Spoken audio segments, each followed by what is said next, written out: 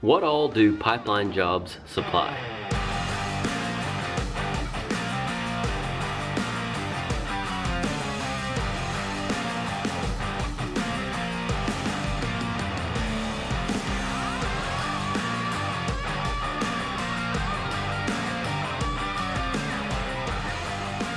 For those of you who may not know, my name's Austin Ross. I've been a pipeline welder for about 8 years now. Here on this channel I share tips and tricks for rig welders, pipeliners, and the pipeline lifestyle.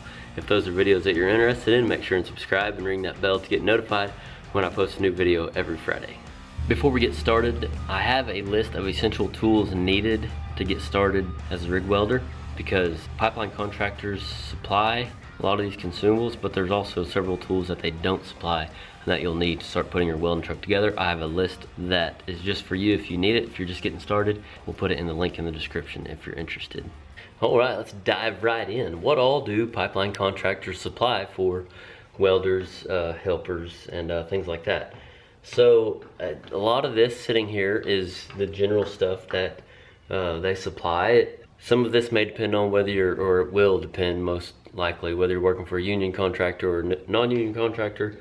A lot of stuff like clear lenses, files, your PPE, your hard hat, your safety glasses, all that stuff, pipeline contractors across the board are going to supply. Stuff like your PPE, they have to supply that stuff. That's like under safety, regulation stuff. Not all pipeline contractors on the non-union side supply gloves, but like in the union, all union contractors do supply gloves. So that'll kind of depend. But this perspective, this video is going to be from my perspective, being in the union right now. One reason, because that's what I've been doing the past couple of years, is I've been in the union and I've been working for union contractors. And also just because I agree with that. There's a reason that pipeline contractors supply things. We're out on the job 60 hours a week. They want us to be there every day. And I kind of think of an example of, I don't know exactly why, that like come into play, why, it's common for pipeline contractors to supply stuff like consumables.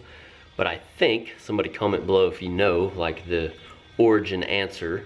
I could obviously make a phone call or two and to a couple of older guys that I know that have been pipelining a long time that would know the actual answer. But I would assume if I were to give an example of like the Alaskan pipeline, you're out in the middle of nowhere, and a lot of pipelines are out in the middle of nowhere in very rural areas of the country, out in the middle of nowhere. Welding supplies are far, far away, so they supply things for welders because we're there to weld. We don't have time to go to the welding supply. We don't have a welding supply close, so the pipeline contractor just has people that works for them that is staying on top of keeping their warehouse full of supplies that we need. Not only the welders, but everybody, Teamsters, truck drivers, laborers, helpers, operators, anything that any of them need, tie-in men, they're supposed to stay on top of making sure their warehouse is full of what everybody needs to work with.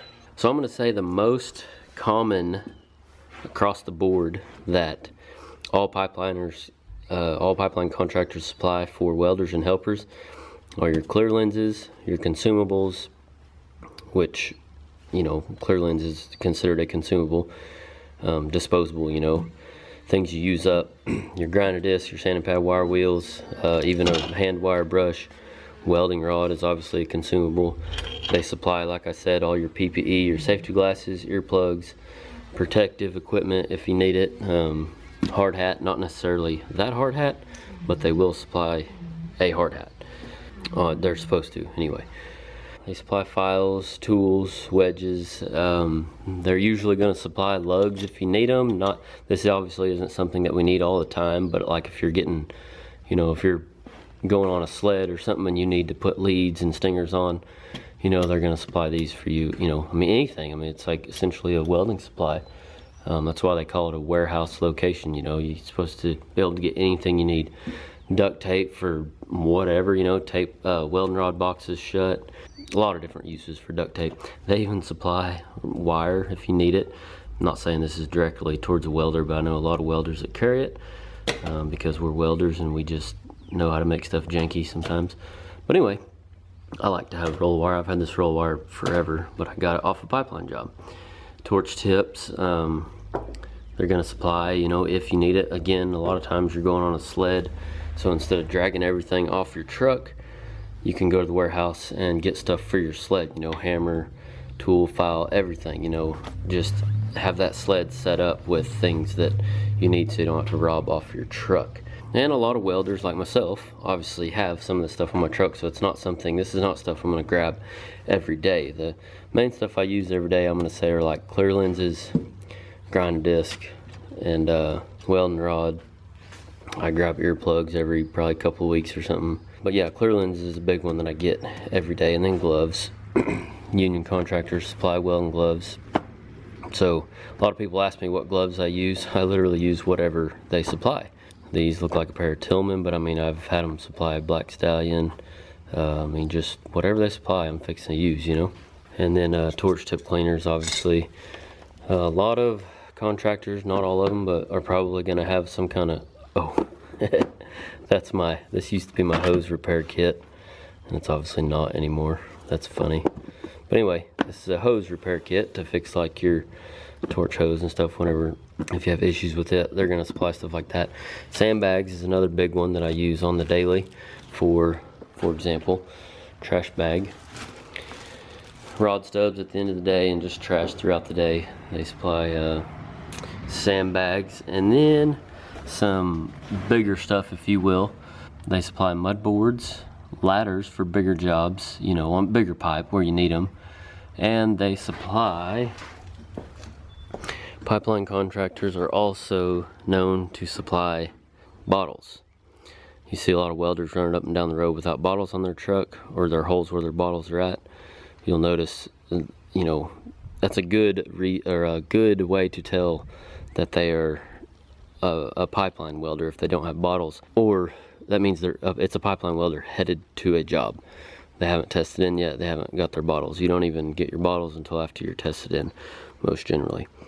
And something, oh, and rod bucket. They will supply a rod bucket also if you need it. A lot of guys, again, have their own like myself, but they also supply umbrellas if you need them.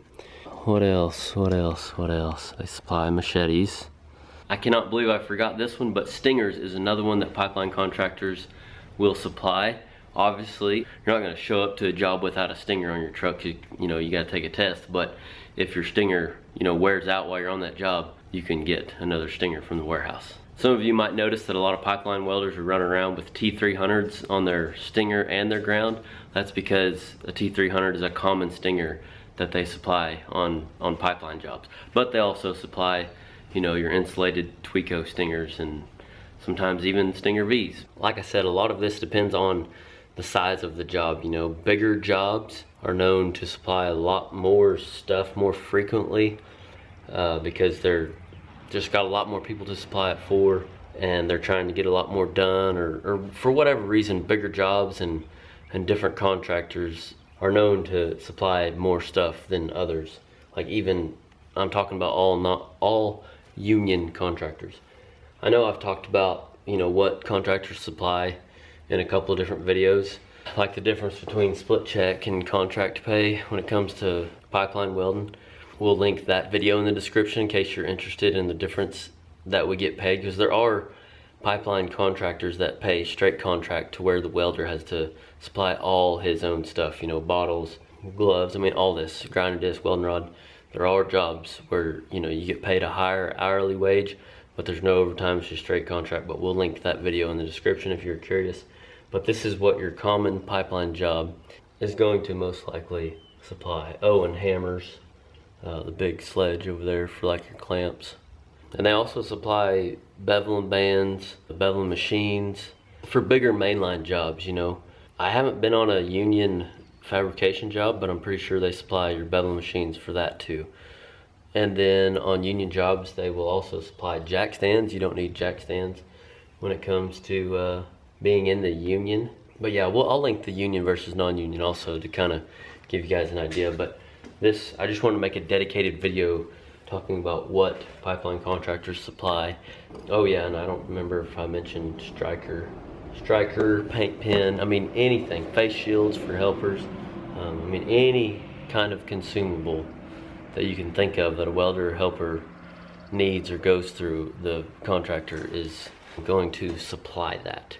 But yeah, I think that is it. That's all that I can recall. I'm sure there's other things that I missed. If there is, comment below, let us know. One more thing that I just thought of, some of you might be asking, or you might have heard that, like, you know, in the union, do they supply grinders or whatever? To my knowledge, they do not supply your grinder for you.